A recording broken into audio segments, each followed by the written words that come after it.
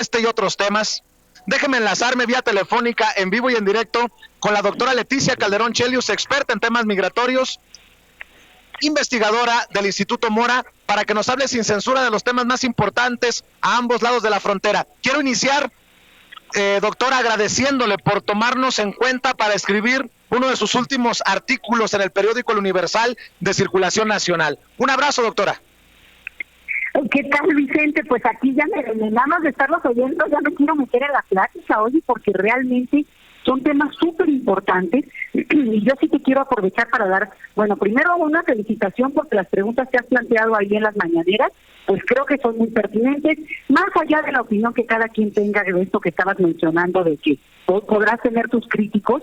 Si no se hacen esas preguntas, ¿cómo queremos que las respondan? ¿Cómo queremos que por lo menos queden ahí puestas para que queden ya como un cuchillito de palo y que tengan que eventualmente tener una respuesta, una solución? Entonces a mí me parece muy bien y en ese sentido, bueno, pues yo estaba feliz y me encanta cuando de repente estoy oyendo alguna mañanera y ahora Vicente Serrano, digo, ahora yo lo conozco, vamos a escuchar. Entonces, bien por eso y creo que lo pongo ahí. Hay que meter las preguntas que importan a la comunidad y eso es una labor que, bueno, la verdad te la deberían de agradecer. Y yo quiero aprovechar esto que están discutiendo ahí con Toño, Vicente. Mira, si hay alguien que cuestiona en este país que los mexicanos que viven en el extranjero deban o no participar con su voto electoralmente hablando, ni siquiera le tomen la llamada. Porque estamos hablando de un debate, de una política, de una conquista que se dio hace 20 años. Muchos que estuvimos involucrados en eso y mucha gente que movilizó esa demanda y después que la mantuvo, realmente, y por cierto de Chicago, gente de Chicago, mantuvieron eso y se logró. Se llevó mucho tiempo, es una historia que no es corta para contárselas, pero yo creo que tienen que cambiar el chip en el sentido de entender que no se dio como algo gratuito. Fue una conquista, fue una demanda que se mantuvo y por tanto, si alguien se atreve siquiera a mencionar o a cuestionar, está fuera de fuera de momento, porque hoy casi 114 países del mundo tienen permitido y instrumentado el derecho de quienes radican fuera a mantener su ciudadanía. Un mexicano que se va de su país no pierde su ciudadanía, pero hay que ejercerla. Y ahí me conecto con la segunda parte de lo que ya comentaban también ustedes, ¿no? Y es, ciudadanía que no se ejerce, pues se pierde, porque entonces lo que está ocurriendo es que ven pasar los toros desde por allá, pero no se meten, y yo creo que esa es la otra parte de esta historia que hay que empezar a movilizar más. Miren, en los foros algo que tiene que quedar muy claro es que si los mexicanos no se han registrado y que eventualmente así podrían conseguir su credencial para votar con fotografía, también se están quedando fuera o se quedarán eventualmente fuera de una cuestión espérenme tantito, aquí me están llamando, quedarán eventualmente fuera de una posibilidad de quedar en un archivo que les permita que cuando se haga un registro nacional de ciudadanos, pues que eso también los incluya. Si no están ahí, no van a poder ser partícipes. Entonces, sí me parece que es un punto importante que lo consideren desde ya. Participen en esto que tiene que ver con el voto en el exterior, porque será eventualmente la plataforma para poder estar inscritos en lo que será el registro o la cédula de identidad universal mexicana. En algún momento lograremos esa otra conquista que ha llevado mucho tiempo, por cierto. Entonces, son temas que no son cualquier cosa. Estamos hablando de cambios estructurales a mediano plazo. Y luego un punto que no quiero dejar de mencionar porque me pareció importantísimo de su plática. Miren, aportan mucho los mexicanos, pero no es lo que aportan económicamente lo que más importa. Obviamente es mucho y se agradece, pero no se vayan con la finta que eso es lo único que está ahí en el tablero y es lo único que importa. Es justamente el ser parte de la nación, el preservar su ciudadanía, el preservar sus vínculos, lo que más tiene que importar. Imagínense nada más, Vicente, que en este país la situación mejore, que haya mucho más seguridad y que entonces la comunidad mexicana sea la principal el principal turismo que venga a México. Estamos hablando de un cambio que sería una maravilla. Estamos hablando de que esos 11 millones más sus hijos, que entonces multiplicados, bueno, ya a veces son 23, luego otros dicen que son 30, y si los llevamos a los hijos de los hijos de los hijos, estamos hablando de una comunidad de 50 millones de personas, podrían ser los principales turistas en este país. Entonces, por favor, creo que hay que ver muchas más cosas y ese vínculo hay que preservarlo. Y a mí me da muchísimo gusto porque los puntos que pusieron ahí en el debate creo que son por donde se tiene que ir la discusión sobre la comunidad mexicana en el extranjero. De entrada, digo, de entrada, ¿no?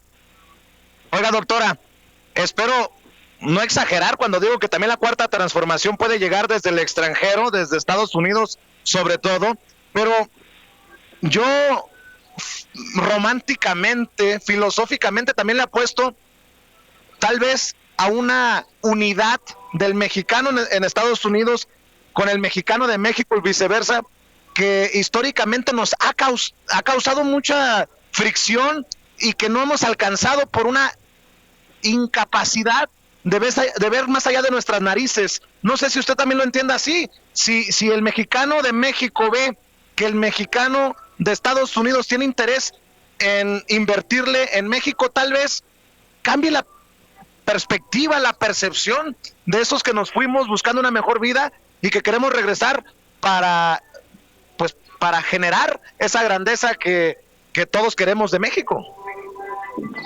Es que fíjate que ya esa visión de México de afuera, México de adentro, eso ya cambió, y cambió en todo el mundo, ojo.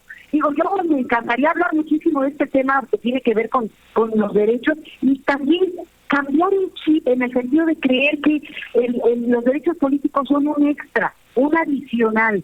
Tú lo dices bien bonito, la cuarta transformación o la que sea que tengamos que querer en este país, pues no es que pueda venir solo de fuera o solo de adentro, puede venir de esa comunidad mexicana más allá de donde esté, y eso a mí me llena de gusto, porque hicimos un gran trabajo durante tiempo para lograr que haya un escenario que permita este tipo de digamos, de incorporación, si tú quieres, formal, pero que justamente dejar esta antagonismo barato e innecesario. Mira, quienes más opinan, o si uno se mete, si tú quieres, en las redes, si tú quieres en el debate público, pues es aquí y allá. Cuando se habla, ya ahorita le voy a meter tantita jiribilla a este asunto, pero cuando se habla o se critica el tema de las organizaciones de la sociedad civil, por ejemplo, ¿no? O que si hay o no poca transparencia, o de repente ha habido malos usos, pues luego, cuando yo escribo algo que tiene que ver defendiendo la sociedad civil promigrante en este país, que ha sido muy efectiva, muy laboriosa, muy hecha para adelante, poniendo ellos más que lo que reciben, claro, pues me brinca Josefina Vázquez Mota, Vicente. Y entonces obviamente echa a perder todo el discurso, porque es la prueba de que efectivamente existe gente que ha abusado desde el poder, que se ha metido como ha podido, que sin ninguna razón, digamos, que justifique la entrega de miles de millones de pesos, se obtuvo. Entonces, bueno, le da la razón al argumento de que hay que revisar y cuestionar esa figura. Entonces, ¿me entiendes? El tema que me diga, en donde me diga, va a resultar que hay como decía Antonio, alguien en Estados Unidos que es la contraparte, para bien o para mal. Entonces, sí, porque tampoco es que todos los mexicanos que están en el extranjero sean, digamos, héroes de la patria, hay de todo. Y en ese sentido, pues estamos haciendo cargo de lo que significa ser esta comunidad transnacional, que de facto la estamos ahora viviendo, digamos, ya no es teoría, es parte de nuestra realidad. Entonces, a mí se me hace muy interesante esta, es como como para título de un artículo también, ¿no, Vicente? La cuarta transformación vendrá del extranjero, en la idea esta de los mexicanos en el extranjero. Entonces, bueno, me gustó mucho. Oiga, doctora, dos temitas, porque sé que anda corriendo, y creo que son importantes, y quiero escuchar su opinión, como siempre es sabroso platicar con usted. Esta necesidad, esta urgencia de hacer un balance de la presidencia de Andrés Manuel López Obrador, se van a cumplir 100 días. Deme desde su perspectiva el balance, porque, bueno, las encuestas dicen que casi 8 de cada 10 mexicanos respaldan al presidente Andrés Manuel López Obrador, y cerca de 9 de cada 10 mexicanos estarían dispuestos, si hoy fuera esta consulta por revocación de mandato a pedir que continúe en su presidencia, en el gobierno, en su puesto. Desde su perspectiva, estos 100 días, ¿cómo los podemos analizar? No, mira, Vicente, yo creo que han pasado tal cantidad de cosas que más que 100 días, bueno, parecen ya 3 años, ¿no? Yo creo que se han puesto muchos de los temas que todos esperábamos que se pudieran siquiera mencionar, ¿eh? Ya cuando una autoridad de la figura del presidente de ese país habla de que se va a eliminar la corrupción como una de sus banderas principales, y no es que la más importante, bueno, pues obviamente cambia la narrativa completamente y empezamos a hablar y a fijarnos, ¿no? Bueno, esto también es corrupción, esto otro también es corrupción, y entonces empezamos a ver que sale pues por donde le toques, y eso yo creo que ha sido muy fuerte. Yo sí me esperaba un inicio muy, digamos, violento, en el sentido de empezar a sacar estos nombres, estas figuras, estos momentos, estas situaciones, pero no tal cantidad de gente. Creo que algunos me han sorprendido, pero como esto que mencionaba de la sociedad civil, pero donde efectivamente empiezas a revisar o empiezan a salir datos, y ay caray, pues sí, hay cosas que hay que revisar en donde le toques.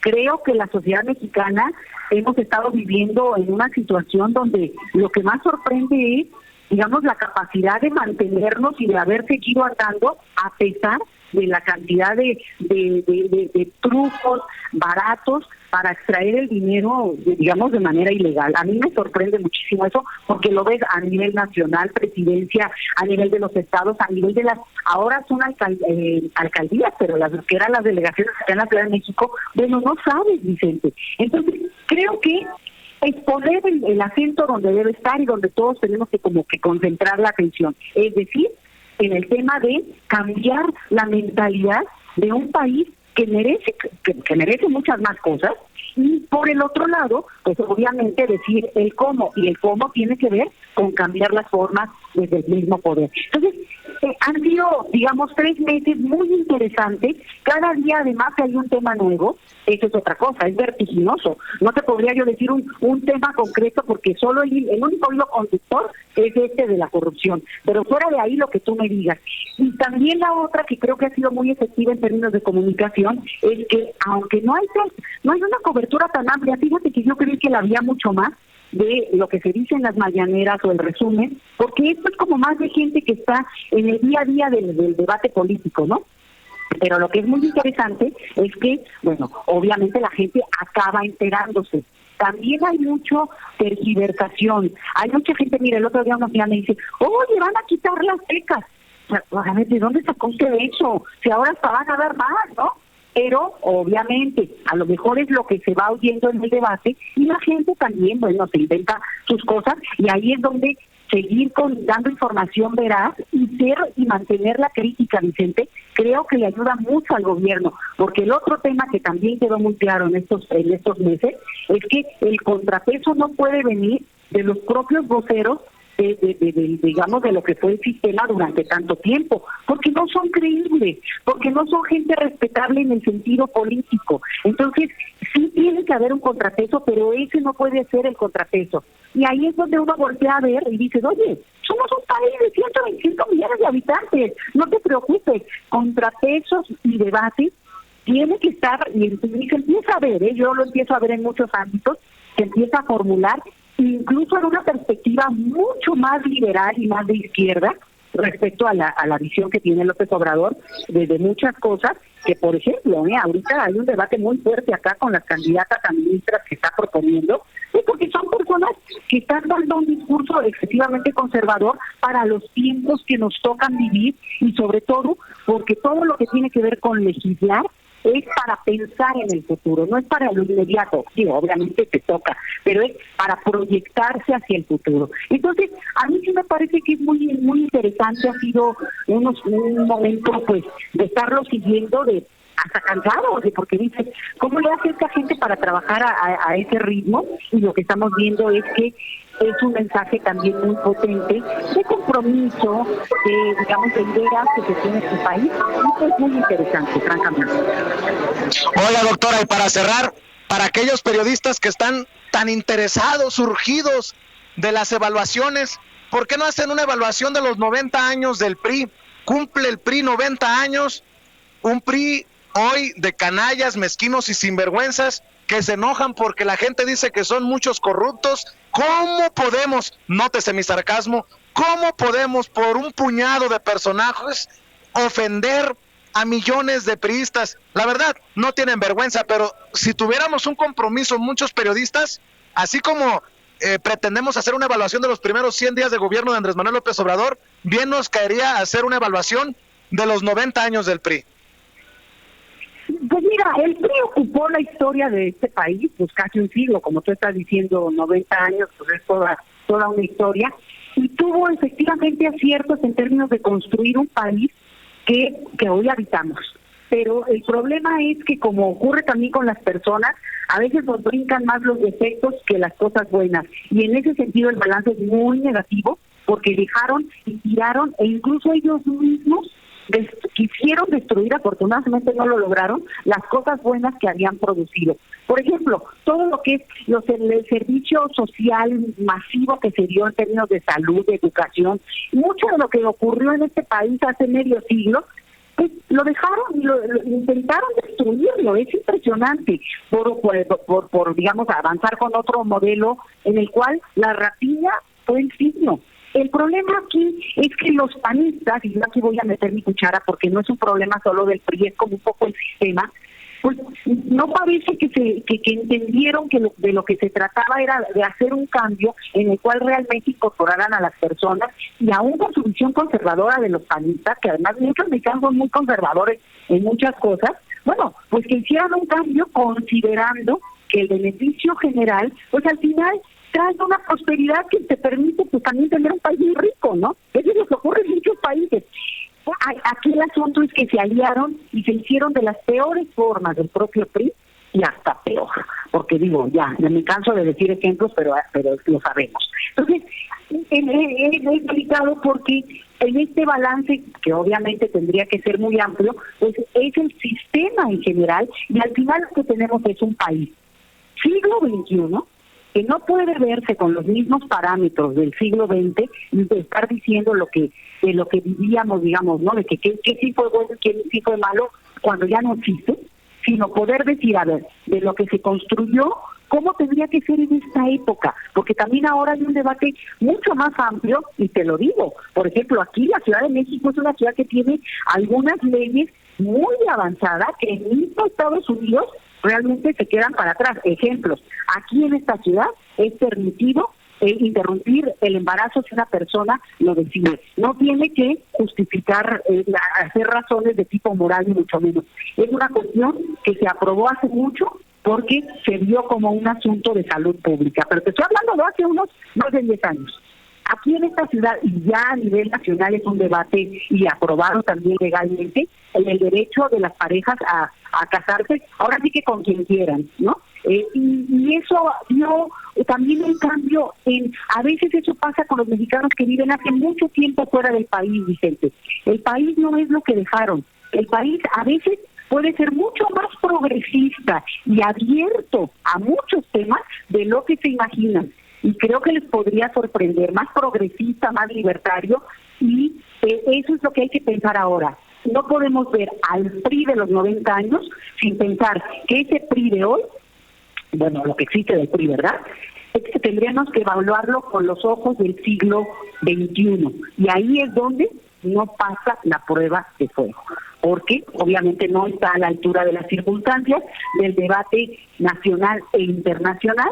Y te diría, y hay que empujar también al propio gobierno hoy en el poder para que no se quede en una visión, digamos, conservadora, que tampoco corresponde ya al país que somos hoy y que el mundo no lo es, ¿no? Y conservador también me refiero, por ejemplo, con temas como lo ecológico, Vicente. Salvar al planeta no es un rollo, es una realidad necesaria, pero implica política. Y a veces lo que estamos viendo es que hay que acelerar y hay que meterle velocidad a este asunto. Entonces, me parece que vamos a tener mucho por decir en términos del balance de qué ha sido el gobierno y el partido que en su momento le dio forma a este país por mucho tiempo, y cómo la decadencia implicó, bueno, pues irse mal, ¿no? Irse acabando de una manera, es como el que envejece mal, digamos, no es con esta sobriedad y elegancia, sino realmente de una manera muy patética. Pues doctora, grande su análisis como todos los martes. Yo le agradezco por su tiempo y nos vemos y nos escuchamos. Espero que aquí en la Ciudad de México para tomarnos un cafecito y el martes próximo en Sin Censura o antes si lo amerita la noticia. Le mando un abrazo y muchas gracias nuevamente. Muchas gracias, Vicente, y ahí sí que nos comunicamos, porque nunca sé dónde estás, oye. Hoy me di cuenta que estabas hablando desde la Ciudad de México. Qué bueno, porque está haciendo mucho frío en Chicago por lo que estoy leyendo. Claro que sí, doctora. Nos vemos al ratito para un café. Hasta pronto, Vicente. Gracias, la doctora Leticia Calderón Chelius, experta en asuntos migratorios, investigadora del Instituto Mora, hablando con nosotros sin censura todos los martes.